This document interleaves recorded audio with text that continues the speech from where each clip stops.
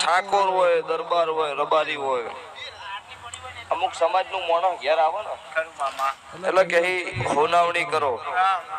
અમુક સમાજનું મોણસ આવે એટલે કે હોનાવણી કરો. આ આવ્યું છે એટલે ઓમ છે તેમ છે. હવે વસ્તી જગત વાતો કરો, એ તો છે તો હિન્દુ લ્યા.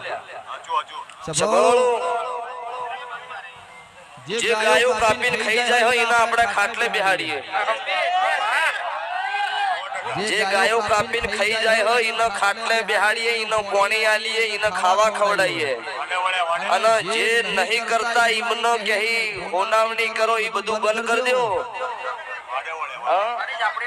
અત્યારે આ ભારત એમાં ગુજરાત અત્યારે સનાતન ધર્મની ધરતી સારી.